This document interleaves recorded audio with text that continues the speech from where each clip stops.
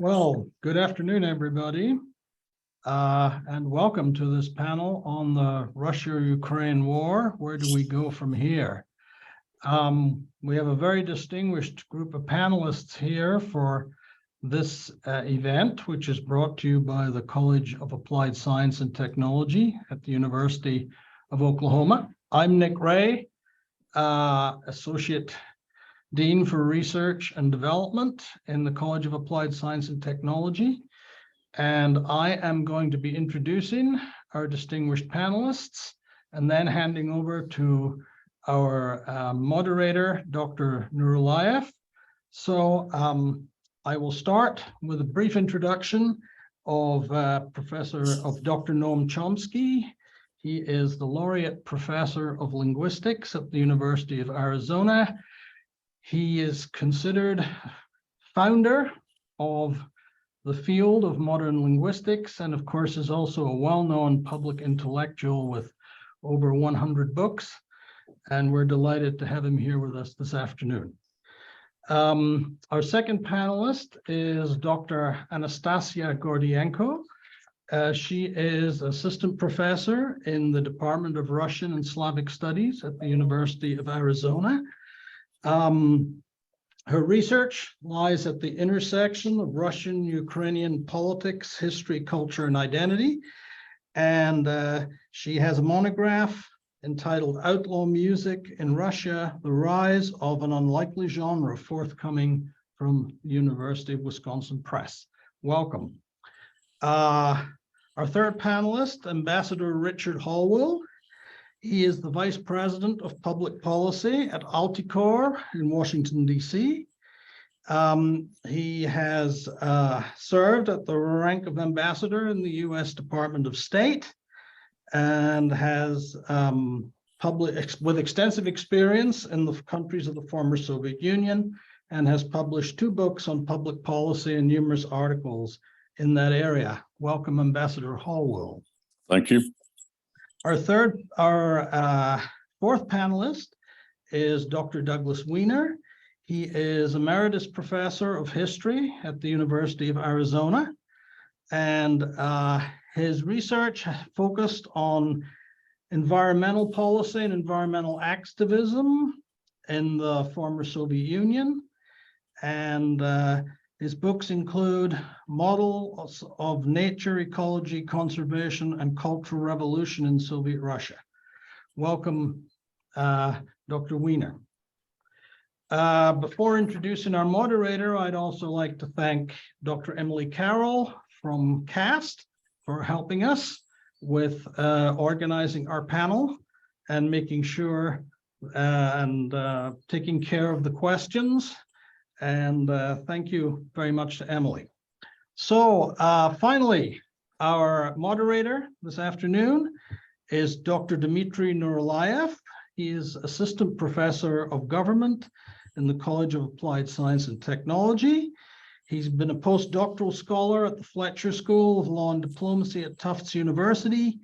His research focuses on international relations, bargaining, signaling, and strategic provocation. I'm sure we'll be talking a little about that this afternoon. And so with that, I am going to hand over to Dr. Nurullayev. Thank you, Dean Ray. Thank you, everyone, for participating today. Especially thank you to our panelists for making time for our important discussion. So we're going to break this down into 3 parts today.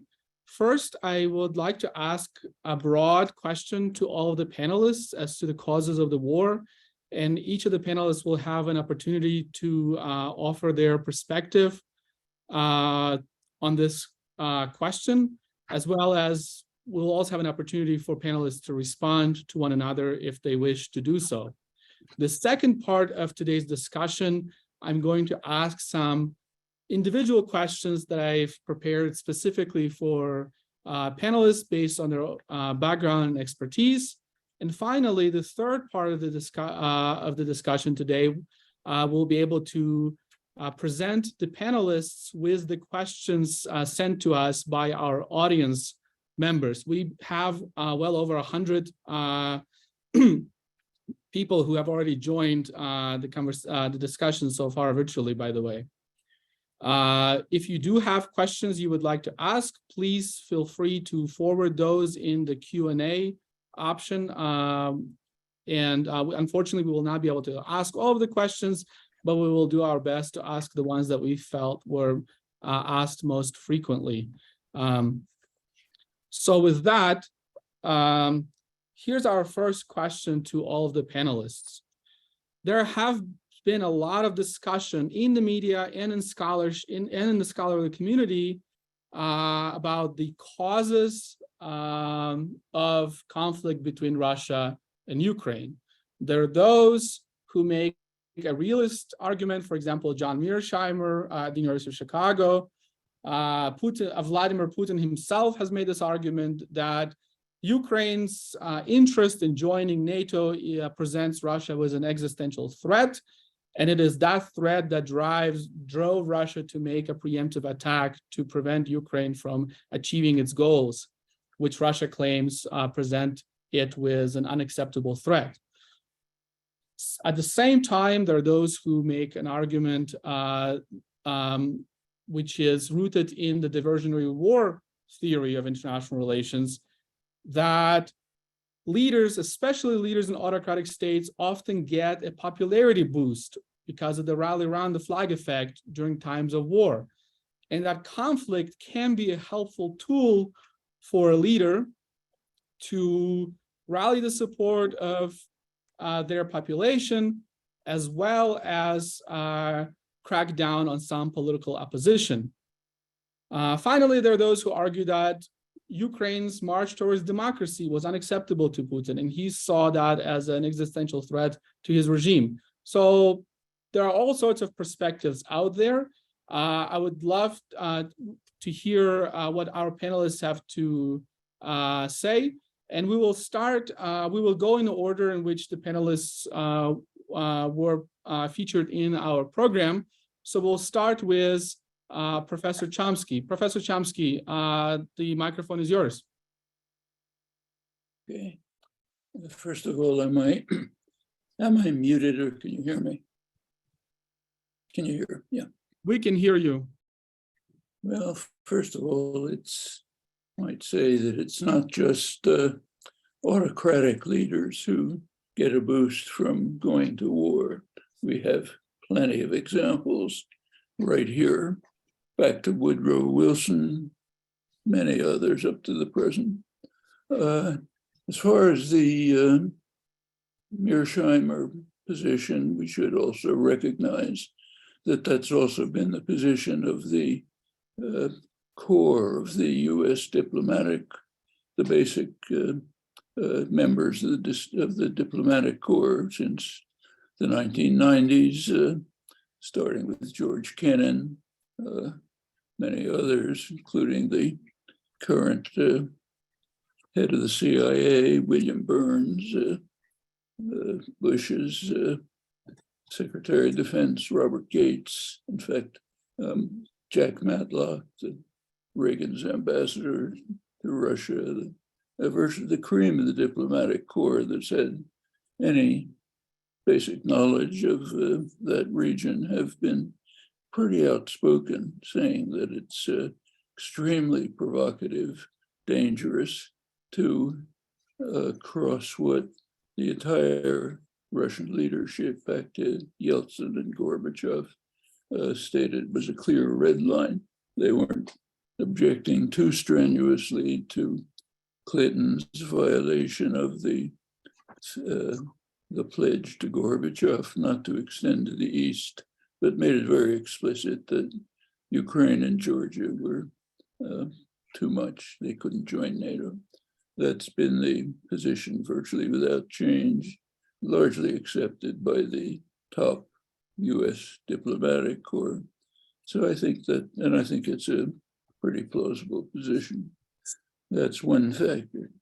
Other causes for the war were the increasing integration of Ukraine within the NATO military system, most of the last decade, extended over Biden, including Biden's September 21 formal statement that Ukraine could be part of an enhanced program to move to NATO. It's been so extensive that US military journals simply call Ukraine a de facto member of NATO. That's another factor. Russia, up till pretty recently, has at least formally, in words, accepted roughly the Minsk agreement, the Minsk framework for settlement, namely neutralization of Ukraine, meaning a status rather like Mexico, no heavy weapons, no foreign alliances, military alliances, and what's called demilitarization. That's open to debate what that means. If there were negotiations, they'd be discussing them. Might mean, and we might take the position that it means no heavy weapons aimed at Russia, just as China couldn't send advanced military bombers to Mexico aimed at the US. Actually, we can do that. Like we just sent B-52s to Australia aimed at China, but nobody else can do it. And that's understood. And then some kind of territorial arrangement for the disputed areas. That's subject to negotiations. There were negotiations as recently as March and April. We don't have much information about them. They're barely reported here, but we know from the mainstream Ukrainian press that they took place, that Prime Minister Boris Johnson flew to Kiev and said that the US and Britain didn't want negotiations now. He was followed by Lloyd Austin, Defense Secretary, who presumably, we don't know, but presumably gave his usual message, which he's been repeating over and over, that official US policy is to severely weaken Russia. That means basically delaying or putting off negotiations. What's happened since then, we don't know. Putin had an opportunity to achieve a diplomatic settlement up until literally a few days before the invasion. Emmanuel Macron was, we have the transcripts of their discussion, so we know what they were saying. Macron was trying to present possibilities for accommodation and settlement. This went up to 4 days before the invasion. Putin simply rejected it. At the end, rejected it with contempt. Well, that's about what we know about the cause of the invasion.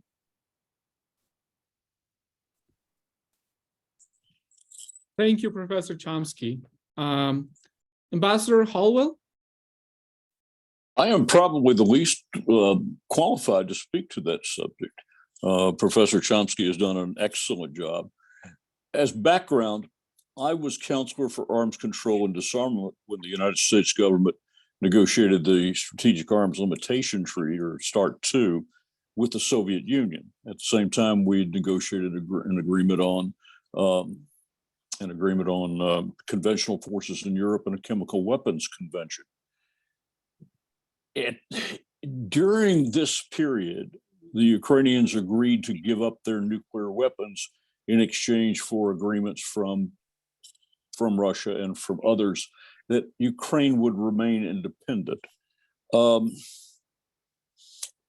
The fall of the prior government and the rise of Zelensky's government clearly unsettled the Kremlin.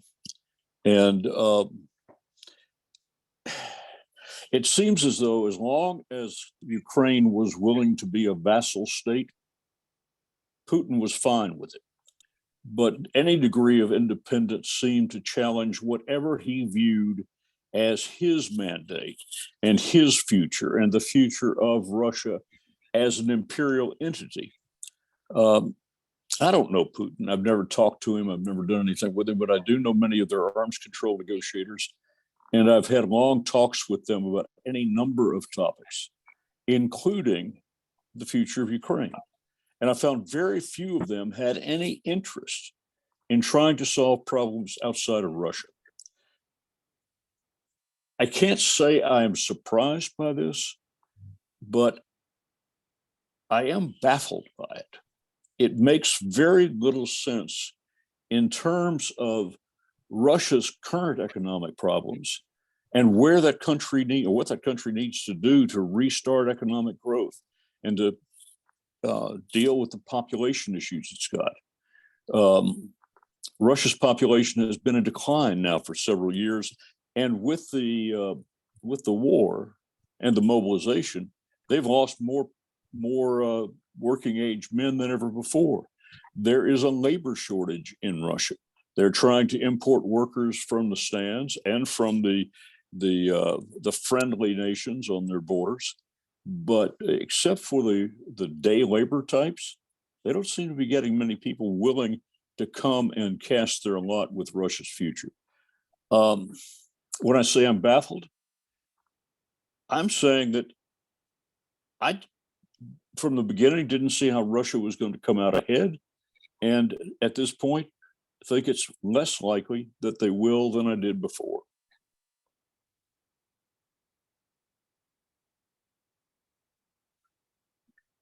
Thank you, Ambassador Hallwell.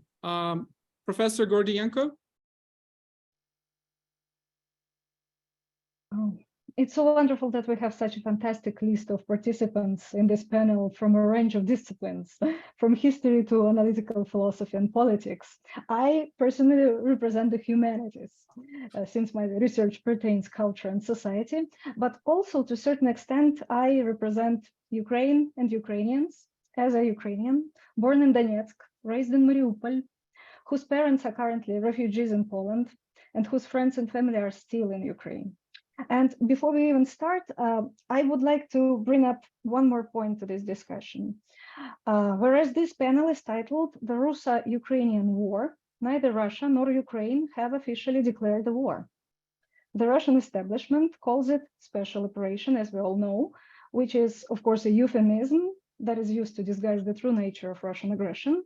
The Western media tends to call it the Russian invasion of Ukraine, accurate, but for Ukrainians who are fighting on the front, who have become internally displaced persons or refugees in Europe and elsewhere in the world, and for those Ukrainians whose cities continue to be shelled, or those cities whose cities already have been unlawfully annexed as Russian territory, all of it is an experience of war. So thank you for naming this panel with this word. So we've been asked to speak for 5 minutes about the causes of the war. I also would like to start with acknowledging that I don't think we know all the causes for the war. They are being gradually revealed, and I'm happy to speak about it in Q&A sessions, what I mean about that, and just list some examples. But of course, there are a few factors that might have contributed to the Putin's decision to invade Ukraine. First, and I'm pretty sure many of the presenters will speak about that, the conflict in the Donbass and Lugansk regions in 2014 and Russia's investment in it. Second, an event almost contemporaneous with the conflict in Donbass, the annexation of Crimea, which is one that has been left without any symmetrical response from either Ukraine or the West, thus sending a clear message to Putin that such actions were permissible. Third, and I do agree with Richard Hallwell about that, and with Noam Chomsky, I think both mentioned that, recurrent Zelensky demands of NATO for receiving a firm timeline for Ukraine's membership, which would seriously jeopardize the Russian sense of security and, as Dr. Chomsky mentioned, increasing integration of Ukraine with NATO military forces. Fourth, Russia's need for a land corridor that connects Crimea with its territory, probably not sufficient reason by itself, but an important reason among many others. and also its need to stabilize the water supply to Crimea, controlled by Ukraine before the war, both tasks achieved with the annexation of southern territories. And fifth, and this is partially a speculation because I'm coming from humanities, this speculation is based on the Putin's rhetoric justifying the invasion.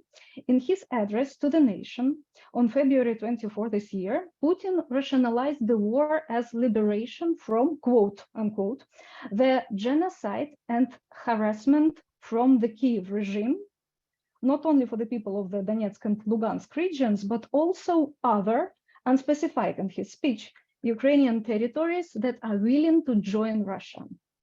Supposedly, such territories were Russian-speaking regions in southern, northern, eastern, and eastern Ukraine, the territories that have been affected by the war the most, including the cities of Kharkiv, Mariupol, Kherson, Melitopol, Nikolaev, and others.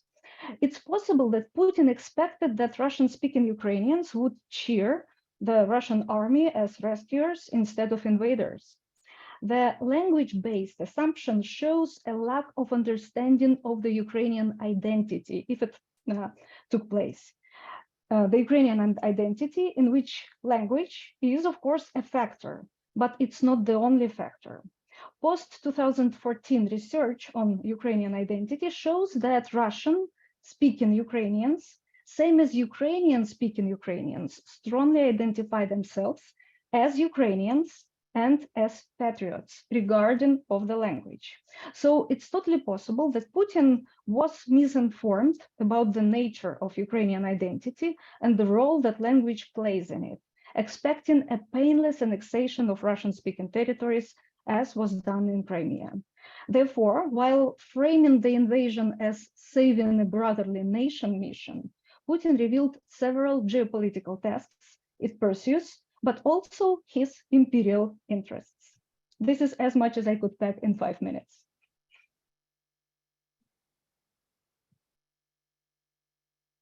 Thank you, Professor Gordienko, very much for those remarks. Professor Wiener? Yeah, I think that, let me start with the short term. I think that after the Euromaidan Revolution 2013, and the rise to power initially of people like Pyotr Poroshenko and Yulia Tymoshenko, Putin got very frightened about the prospects of losing the naval base, the Russian naval base at Sevastopol. And I think that was the immediate cause of the invasion of the Crimea. That then detonated a whole chain reaction of consequences, which included Western sanctions, but also internally in Ukraine, the loss of 800,000 voters who normally vote for Russian language-oriented candidates like Yanukovych. And so Ukraine became, in a sense, more Western Ukrainian internally in its politics, which then distanced itself more from possibly then reintegrating and finding common ground with Russia on economic exchanges. And both Ukraine and Russia, as Richard Sakwas pointed out, saw economic ties and possibly the European Union as well as a zero-sum game. Either you join us or you participate in the Eurasian Cooperative Organization, which Russia headed. And that zero-sum either-or mentality, which unfortunately I think was promoted by the US as well, has been very damaging. And so left with these consequences that followed his seizure of the Crimea and the entry of Russian forces in Luhansk and Donetsk, I think Putin was also worried about one of the power that we haven't talked about, which is China. Given Putin's imperial pretensions and combined with increasing economic weakness of the country, it becomes clear that the only possible outlet, international outlet for Russia is to become a junior partner of China. And so we could see perhaps in this invasion, the attempt by Putin to shore up his bargaining chips by taking over the control over wheat exports, control over the iron, steel, coal complex in Donbass. So I think there are some interesting geopolitics, but I think there's a broader historical problem that we need to confront, which is, when James Baker, just to follow up on what Professor Chomsky said, when James Baker and Helmut Kohl both spoke with Gorbachev and offered an exchange of permitting the unification of Germany in exchange for, and by the way, in State Department documents, this is confirmed despite the recent book by, I forget her name, Emily, it doesn't matter. When Baker came back to President George Herbert Walker Bush, he dismissed this agreement with Gorbachev, saying, we prevailed, they were defeated. And it was this psychology of treating Russia, the successor state of the Soviet Union, as a defeated country in some sense, which has been extremely damaging. Russia has had a historical problem of being isolated from the rest of the world, not just Western Europe, but basically every single region. And a lot of this has to do with the fact that Russia never plugged into the international economy in any serious way for hundreds of years. Russia was decommercialized by the Mongol invasion and never recovered. Serfdom deepened that decommercialization and ruralization of that country. And what was needed was some appreciation on the part of Western Europeans, Japanese, Americans, that there's a deep historical structural issue that warped the way Russia industrialized compared to other competitive countries because of this isolation. There was no competition, there was no innovation. Russia can't plug in until everything is really changed internally. And we have not been sensitive to these issues. And so in 2006, Lilia Shevtsova, very astute commentator, noted that if Russia cannot integrate with the rest of the world economically and politically, they will become spoilers. That's the only role we leave to them. And so I think we need to really rethink everything. So I'll stop. I took too long. Thank you, Professor Wiener. Before we move on to our individual questions for panelists, do any of the panelists want to respond to one another, or do any of you have any comments to make on one another's remarks? Well, let me put in a good word for President Bush, not my favorite person, but the fact of the matter is that in the 1990s, President Bush did live up to the promises to Gorbachev. He never violated them. In fact, he toyed with what became the Partnership for Peace, which might have led to an integration of the Eurasian area. It's Clinton who violated the promises. And he said it straight out. He explained to Yeltsin, his friend, that he just had to do it because he needed the Polish vote for domestic purposes. He said, don't worry, Yeltsin, it won't mean much, but I just have to do this for domestic reasons.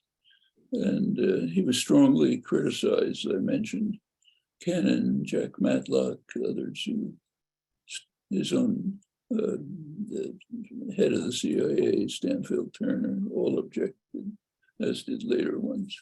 And then it went on from there. George Bush II went in 2008, offered Ukraine direct membership in NATO. He was blocked by France and Germany, but given American power, it stayed on the agenda and then continued in later years, especially after 2014, as a number of people have mentioned.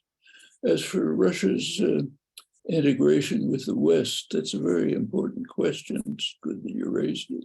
But I think we should recognize that the potential relationship between Russia and Western Europe is, as has been described, a marriage made in heaven. They're completely complementary.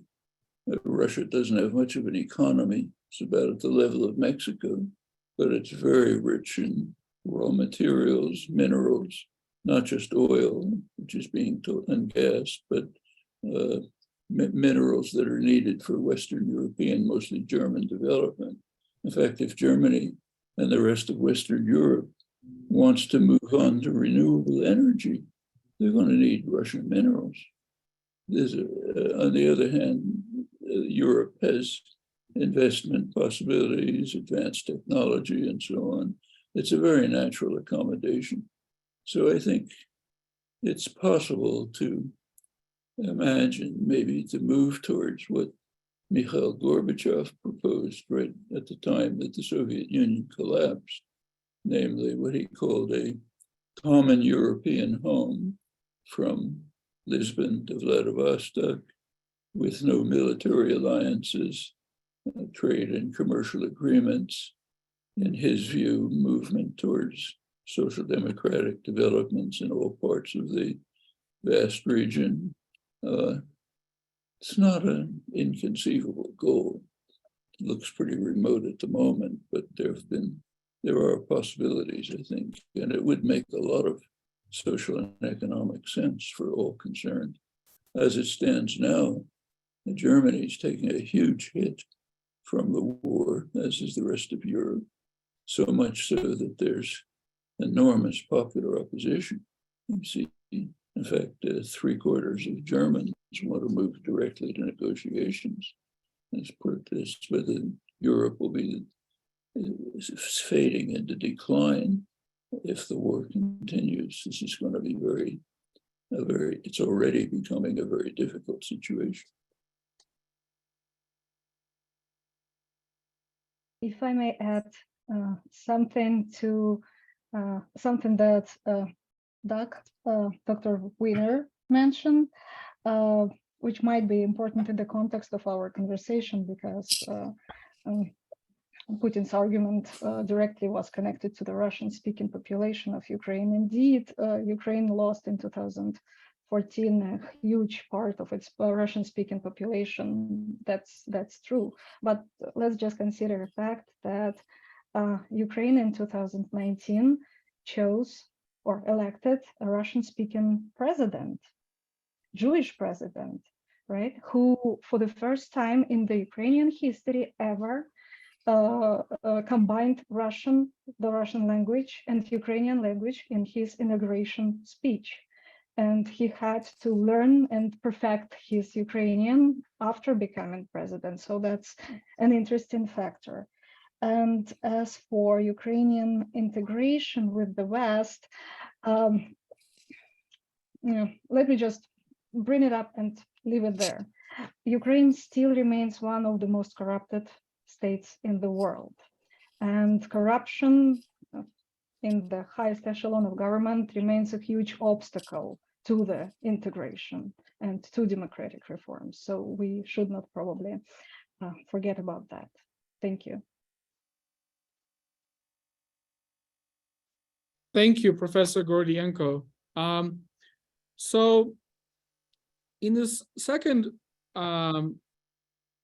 part of our discussion, I've prepared some individual questions to our panelists. And keeping with the order that we have already established, I will ask my first question. I'll direct my first question to Professor Chomsky. Professor Chomsky, how do you envision this conflict? And obviously it's difficult to envision, to say exactly how the conflict will influence the international order, given that we don't know what the outcome this conflict will achieve. But how do you envision this conflict influencing the international order moving forward? And perhaps there are different paths that are possible based on the possible outcomes of the war? Well, there's a narrow version of that question and a broader version. The narrow version has to do with what's going to happen to Europe. If you look back since the end of the Second World War, there have been competing visions about the role that Europe should play in the international order. One is what's called the Atlanticist vision, based on NATO, means that Europe should be subordinated to the United States. Of course, that's been the US position. Second is what was the position most notably associated with Charles de Gaulle. Europe should be an independent third force, neutral. And there should be, as he put it, Europe from the Atlantic to the Urals, which would be independent.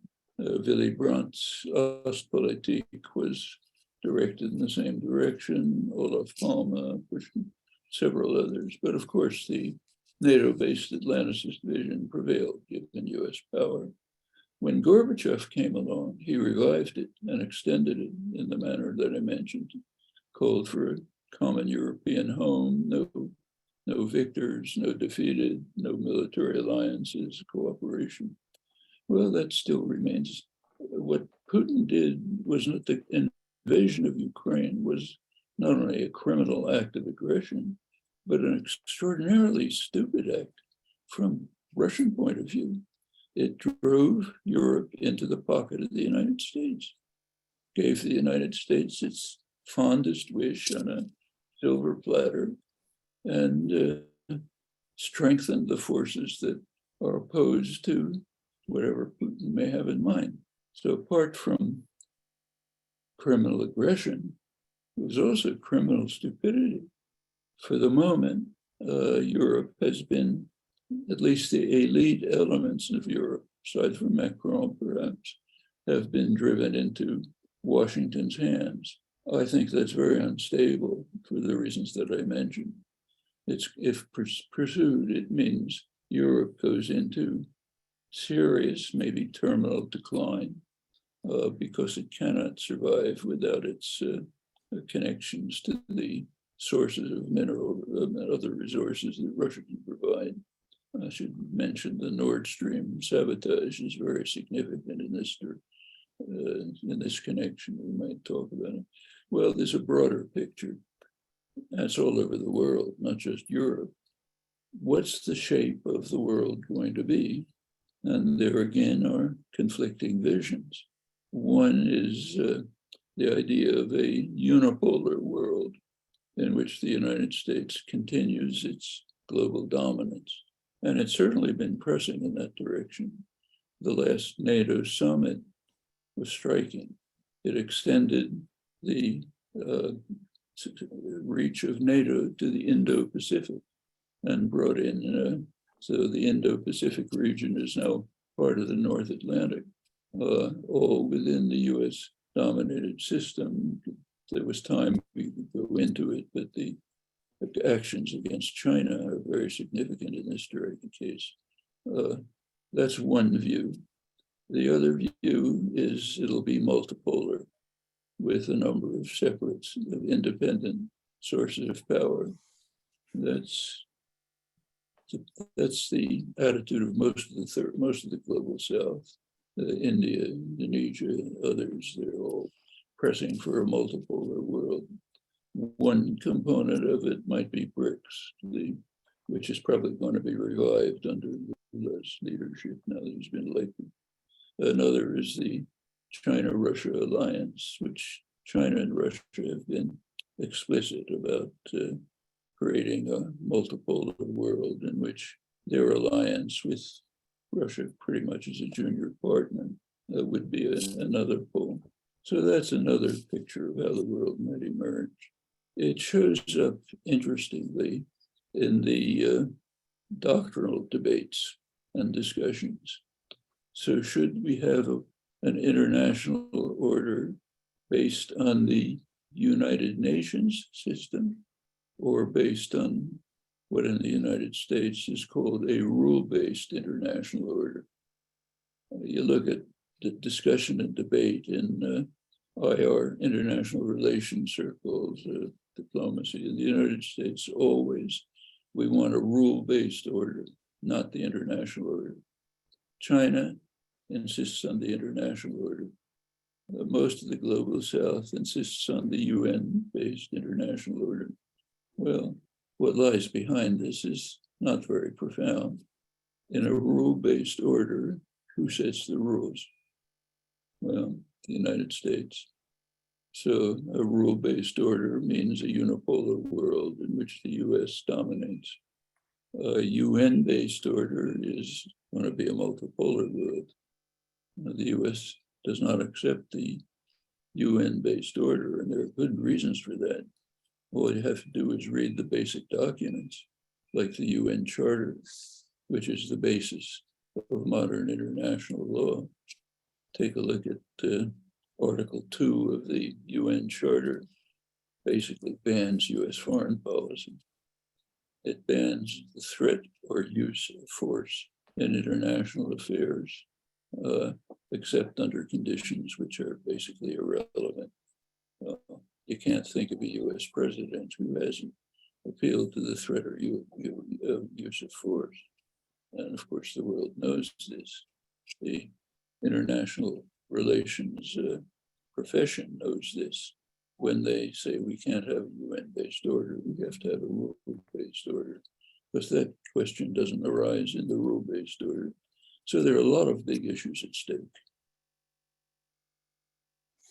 Thank you, Professor Chomsky. And there's been quite a bit of recent scholarship, including my own, that finds that the US is quite a lonely superpower within the context of the UN.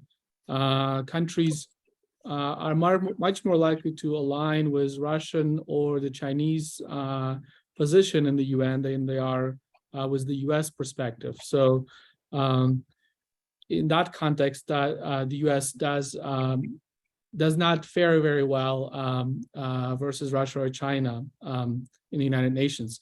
My next question is to Ambassador Hallwell. Ambassador Hallwell, there has been quite a bit of discussion about the ramifications of this conflict on Russia-Chinese relations and the relations between US and China, of course. When Putin gave his now famous speech about the destiny of Ukraine and Ukraine not being a real nation, there are some, including you, in our private conversation, who told me that that speech was directed at China, right? Hinting that Ukraine is somehow Russia's version of Taiwan. And there's been a lot of discussion about Beijing's careful attention to conflict. They have played an interesting role so far, balancing between Russia and the United States. In your view, will this conflict ultimately drive a wedge between the so-called no limits friendship between China and Russia, or will it drive them even closer? Ambassador Hallwell? I think that depends on so many unknowns at the moment, but I can see it going either way. What intrigues me at this point is that China has begun building bridges across the Amur River. It is preparing to exploit the minerals in the Russian Far East. And there are, Professor Chomsky mentioned Europe's need for access to those minerals. China has such a need as well, and that area is closer to China than it is to Europe. Moreover, China is spending hundreds of billions of dollars to lock up resources in Latin America and Africa. It could do the same thing for a fraction of that simply by looking north into the RFE, the Russian Far East. Will the alliance fracture? I don't think so. I think Putin heard Xi Jinping say there is no excuse for nuclear weapons in Ukraine. I think, though, if he had used them, he would have lost support from China. I continue to wonder if he's not tempted to use an airburst and electromagnetic pulse to disable the smart weapons that the West has provided to Ukraine. But even that would be such a calamitous act that he would be condemned by every other country of the world. When I was working arms control issues, I came to the conclusion that a nuclear weapon might help a country win the war, but that country would lose the peace. You can't divorce conflict from politics, and you cannot conduct a war in such a brutal manner and expect to maintain support from other countries. Russia has the support of any number of small countries, but its brutality in Ukraine has turned so many against it. If you talk to Poles, if you talk to the Baltic states, they're going to tell you that they've been afraid of Russia for centuries because of the Russian willingness to use brutality to gain its ends. The Chechens will certainly agree with that. When Russia had its war with Chechnya, it lost until it pulled back and just used artillery to flatten that country. That's what it's trying to do in Ukraine. I think there's a moral imperative that the West faces, not just the United States, but the West faces to stop that and to give Ukraine what it needs to survive. But let me address this question of rules-based versus UN-based. There is no reason that they have to be mutually exclusive.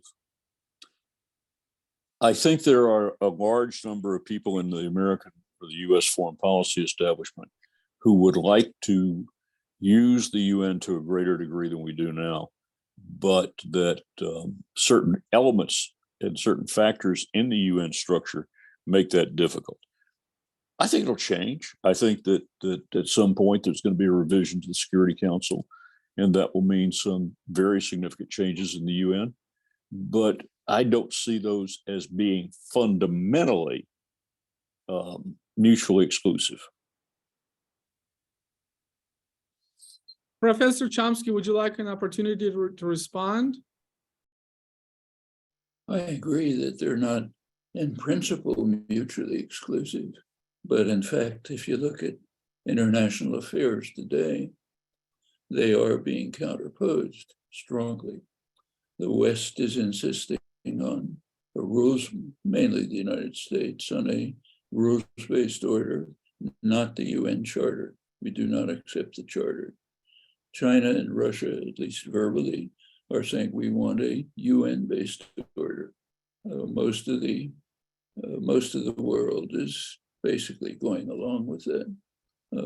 As you mentioned, the US is fairly isolated in this. And just take a look at the sanctions map. Sanctions map is the Anglosphere, the English-speaking countries, and Western Europe and Japan. The rest. Newsweek just had an article in which they ran through the countries of the world, concluded that 90% are not supporting the United States. It just doesn't want part of this war. Most of the world, rightly or wrongly, regards it as an internal European, a Western war, Russia versus the United States. They don't want part of it. And they don't pay any attention to the rhetoric that's coming from the West, because they've been victimized for so long by violations of the principles that are heroically announced that they simply laugh at it.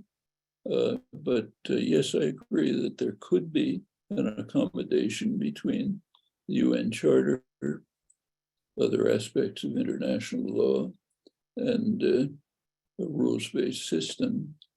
But unfortunately, that's not what's happening in the world right now. It's a confrontation. A large part of the problem is right here. That's the part that we ought to be concerned with. We can do something about it. Fact of the matter is, the United States simply does not accept the fundamental principles of international law. It does not accept the principles of the Charter, which I mentioned. It's refused to ratify most international conventions. Right now, there's a conflict with China over navigation in exclusive economic zones. The law of the sea is what prevails. There's one maritime state that has not ratified the law of the sea. That's us. We ratify almost nothing. Conventions on the right of the child, the genocide convention, anything that is ratified is with reservations that exclude the United States. We accept almost nothing. And that's part of the rejection of the whole UN framework. I think that's a pretty serious matter.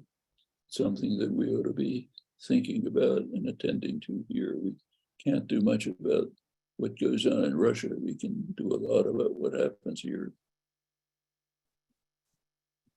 Thank you, Professor Chomsky, very much. I just want to quickly note that almost 120 guests are watching us live.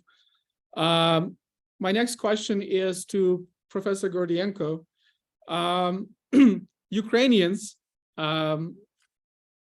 have defied all expectations with their bravery, resolve,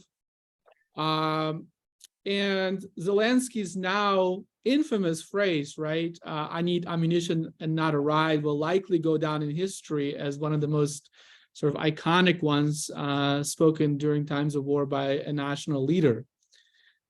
And we have gotten accustomed to Zelensky, right, rightfully so, representing the Ukrainian people, and I think personally that he's doing a wonderful job today. However, do you hold Zelensky in any way accountable? Obviously, Putin made the decision to invade Ukraine.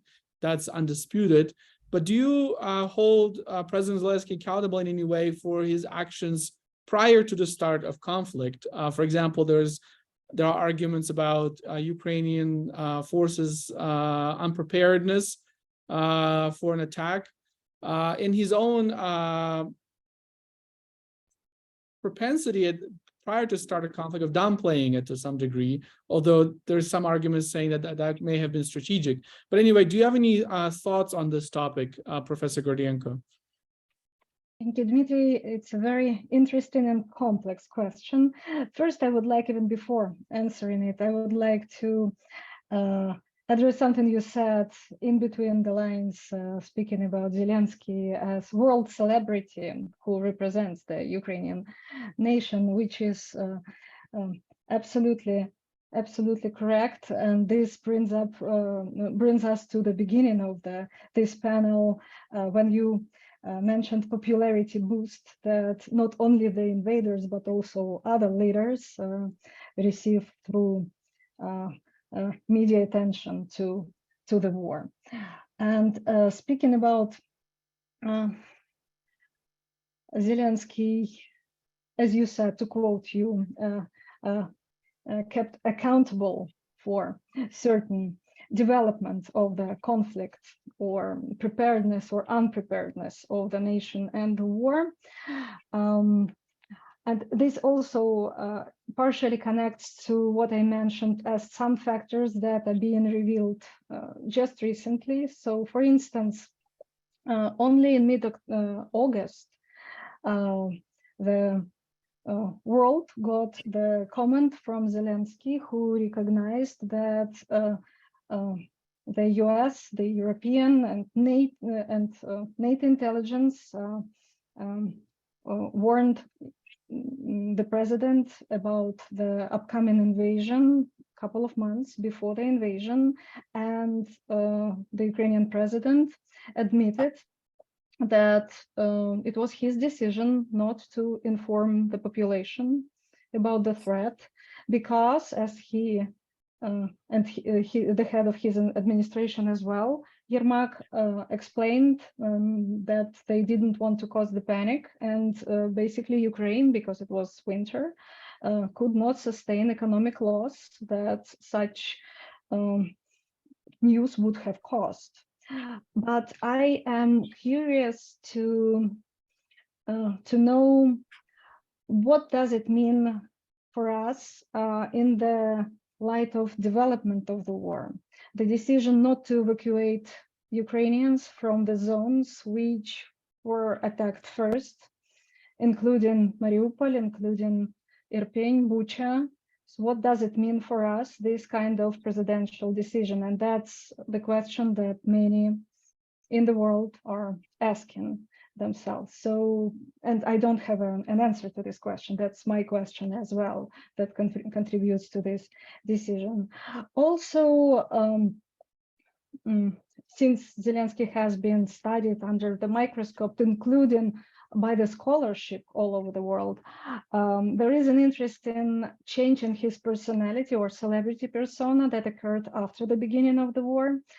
Right at the beginning of the war, if you take a look at his very first public appearance on February 24th, he is still wearing literally and figuratively his presidential suit. He appeared in front of the cameras wearing the suit, white shirt, and his rhetoric was not so well structured, not so persuasive as it got as the war has developed. So basically, it's another his famous phrase: to stop the war, you just need to stop shooting. Yeah, stop shooting, and that will stop the war. So during the very initial stage of the war, he appeared not as well prepared, not as well argumentative as he seems now. And only after some time, he became a very convincing president, I would say, at least in his public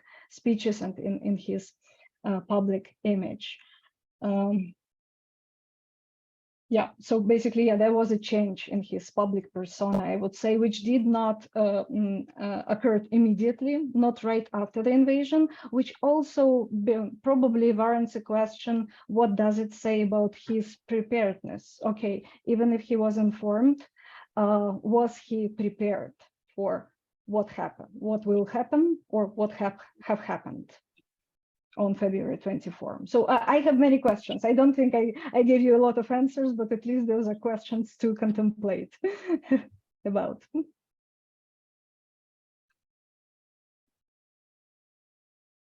Thank you, Professor Gordienko. Professor Wiener, this might be the most difficult of the questions. In Russian society, right, the war has become less popular as it has dragged on and the costs of war have accumulated due to economic sanctions and also due to the mobilization, which was hugely unpopular. Russians have rephrased it. Mobilizatsiya is a Russian word for mobilization, and Russians have started referring to it as mogilizatsiya, which basically means like an effort to send people into coffins. Due to a large number of Russian soldiers that have lost their lives in the war in Ukraine. Do you have any insight on how this war is perceived in Russia due to historical trends? And do you envision, do you have any insight on how this will be perceived in Russia moving forward or in the future? Yeah, I think that the overt opposition to this war is really concentrated in places you would expect, in big cities with lots of professionals and highly educated people, and these are the people with the most mobility, and these account for a very big percentage of the 270,000 plus Russians who have fled the country to Finland, Kazakhstan, and other places. Historically, I think that it would be unwise for Ukrainians or Americans who are, people who are interested in Russia's defeat in this war, to count on the mass of people stuck in small and medium-sized cities and towns and rural districts, from Chita to Barnaul, all these places, to rise up against the Putin regime. The only time that the Russian people have really risen up has been in a bread crisis, and that happened in 1916. And that was the precipitating event that got rid of the Tsar. But so I don't think that what these sanctions will do out in the boondocks is to deepen the hostility of ordinary Russians to the West, who don't have access to any kind of alternative sources of information and who feel already threatened and encircled by a world they see as hostile. And so that I don't think it's that we can expect to see a kind of successful toppling, a popular toppling of Putin and his regime from any real source. So I think that's just fantasy. I just want to go back to a couple of other points. One is that, we don't know what was going on in Putin's mind, and we don't have a crystal ball to figure out what he might do under various circumstances, including the use of all sorts of, weapons that we hope he doesn't use. But one of the things that I think may have been on his mind was to send an object lesson, which has failed, but to send an object lesson to places like Kazakhstan, Kyrgyzstan, and other places in the Russian near abroad that are still somewhat under Russian influence, about the costs of pulling out of these economic agreements and the costs of basically severing ties. And we see that, very interestingly, that Kazakhstan has been accepting large numbers of refugees from Russia, which may humiliate and anger Putin even more. So I don't think there's any predicting how this is going to end, because we're pushing him into a position, or the war, his failed gambit has pushed him into a position where he's backed in a corner and feels totally humiliated. So I think we all need to tread carefully in this situation, and understand the psychological side of this problem.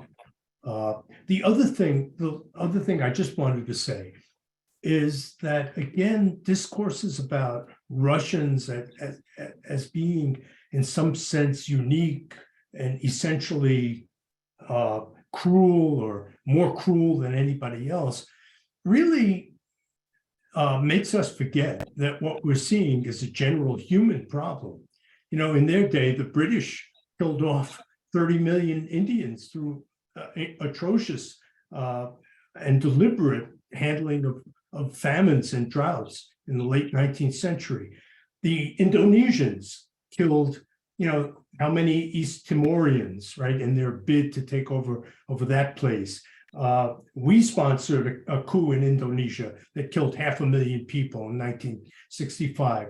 Every society, Myanmar has done terrible things to its Rohingya. The Chinese are persecuting their Uyghur. If you go back in history, you will not find a single human society that has not engaged in atrocities when they felt that their access to resources was threatened in some way. So I think we need to stop talking about Russians as different from us. We're just the same. We've done the same thing on our own continent with the Indians. We've done the same thing in innumerable places around the world. So we need to really get out of this American exceptionalism and Russian exceptionalism, both. Professor Wiener, I just want to follow up with one question, and if other members of the panel want to chime in, please do so. you mentioned, right, that you don't foresee an uprising in Russia. Right. But how does the Putin regime end? And I can think of 4 options. One is it survives, and Putin is a president for infinity, as far as we know. Or second option is that there is a popular uprising and there is a systemic change in Russia. The option that you don't see to be very likely. Third is there is a coup. There's a coup within the Russian regime, and Putin is removed by somebody on the inside. And fourth, Ukraine wins the war and forces a change in Russia, which is becoming not so unlikely lately. So, do you have any thoughts on this? And this question really is open to all of the panelists. Please, if anyone wants to kind of chime in and offer some thoughts on this. Let me just say that I think your first option was probably the most likely, that Putin will die in a bed as president of Russia sometime in the near or more distant future. The people who surround him are people who owe their positions to him, and who, many of them are Siloviki, they're from FSB, they're from the security forces, they're from other places, and they would not otherwise have their positions or be able to defend their positions, because they would think getting rid of Putin would create a certain latitude of instability in the country that could take them out as well. So I don't think an internal coup would be likely. I think the people in the armed forces are probably also too frightened to do anything as well. So I wouldn't count on that. But that's just a seat of the pants conjecture. Does anyone want to add to Professor Wiener's comments? Yeah, I let me add one point. I first started working in Russia in 1989 as the Russian adventure in Afghanistan was winding down. I don't speak Russian. I can't say that any of these anecdotes are things I heard directly, but the embassy staff in Moscow and a lot of the people I talked to who spoke English kept telling me that there was a social movement, a political movement of sorts, because too many young men were coming home in zinc-lined boxes. Too many young men were being killed. Now that's happening now, to the extent that any of the bodies are going back.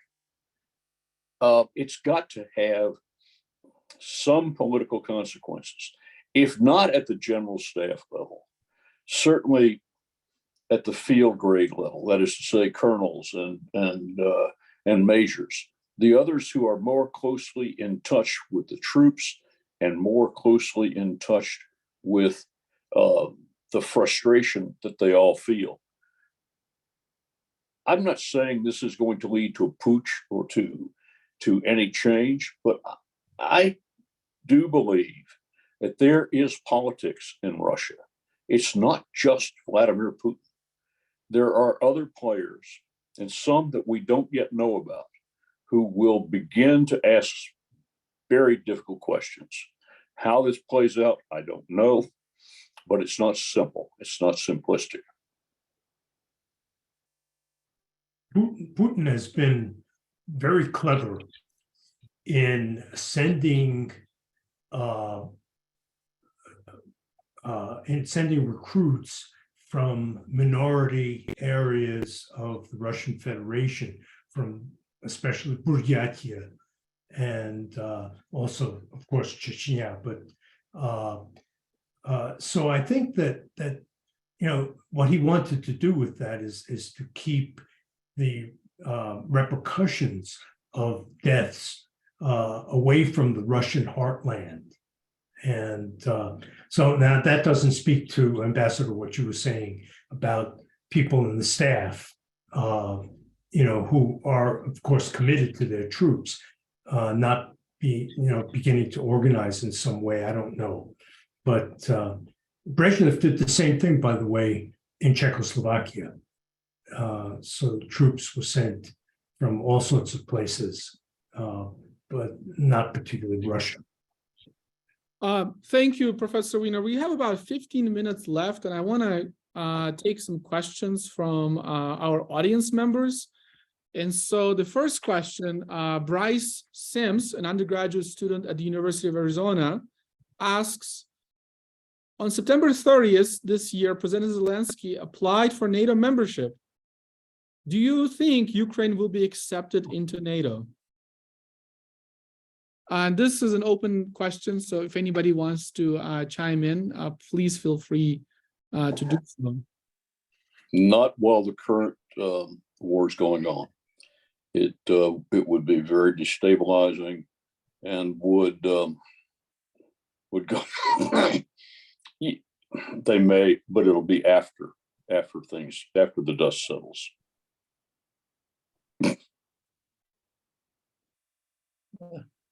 I think it's very unlikely that Ukraine will be accepted into NATO. I doubt that the European countries would agree to it. If it happened, I think it's quite likely that Putin would just go for broke. I doubt that there's any Russian leader that would accept Ukraine as a member of NATO. Not Yeltsin, not Gorbachev, not our favorites. They were all very clear on this. And I think Europeans understand that it would be such a dramatic escalation that it's almost unpredictable, but I would expect the harshest reaction. And remember that it's recognized on all sides, including the Ukrainian command, chief of staff has already talked about it, that Russia has the conventional weapons, forget nuclear, it has the conventional weapons that can devastate Ukraine. Hasn't used them, but they can. I wonder to what degree the arguments or claims made by Zelensky are genuine, and to what degree those claims are designed to create bargaining space with Russia. So when Ukraine says it's going to take back Crimea during this war, or that it no longer wants to negotiate with Putin, by the way, I think they've since retracted that claim at the encouragement of the United States recently, or things like applying for NATO, knowing that it's unlikely that they would be accepted into NATO. I'm curious to what degree these are strategies designed at creating a bargaining space from which to bargain with Russia. Professor Gordienko, do you have any thoughts on this? Honestly, I am not sure about bargaining space. What makes me think, what your question makes me think about is more about how these claims might be directed at the Ukrainian population, because the president has a very difficult, unimaginable, impossible task of sending messages in the outer world to the rest of the world, but also he needs to communicate with his own nation, those people who literally, if their homes are still intact and not in the unlawfully annexed recently Ukrainian territory, many of them sitting without electricity or without heat, and it's below zero in many Ukrainian regions. So he needs somehow to keep people's spirit up, and this, I think, a very right thing to do, to remind Ukrainians what Ukraine stands for and what it wants, what would be the ideal goal to achieve. It's another question how realistic these claims are, as you mentioned, about NATO membership or returning Ukraine, but for sure those are ideal goal, the ideal outcome, and thinking about these outcomes probably keeps many Ukrainians just enthusiastic, and it keeps them, it allows them to keep their faith into victory. We have one more question from Craig Nathers from the University of Arizona, who asks the following. Given the lack of support on the street in Belarus for Russia's imperial aims and the allegedly waning popularity for Lukashenko, do you see Belarus becoming destabilized as a result of this conflict? And this is an open question, so if any of our panelists would like to take a shot at this one, feel free.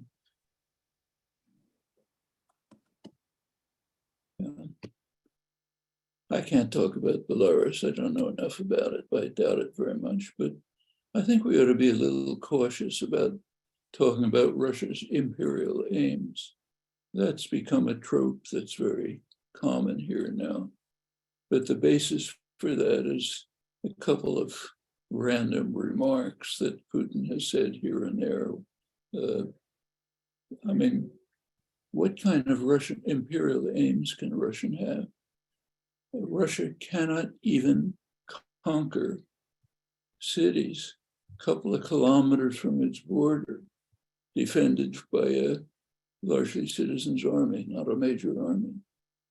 Who are they going to conquer? I mean, it's fantasy. There's also no evidence for it. Throughout all these years of discussion and debate and interchange about this, there's been nothing about imperial aims. I think it's, I have the same feeling as what Professor Wiener said about attributing to the Russians all kind of uniquely savage characteristics. Be pretty cautious about that. There's no solid basis that I know of for imperial aims, and if there are sheer fantasy. After all, this is a country that couldn't conquer cities a couple of kilometers from its border without even a major army defending them. Where's the imperial aims? They're going to conquer Sweden? I mean, it's a joke. Does anyone want to respond? I mean, it's very difficult to contradict Professor Chomsky, but when I mentioned imperial aspirations, I agree that it's very likely, most likely, that those are fantasies. Those are, the Russian nation is based on a fantasy of Russian exceptionalism. Russians see themselves as endurers. There is this myth in Russia that this nation has stopped world evil a few times.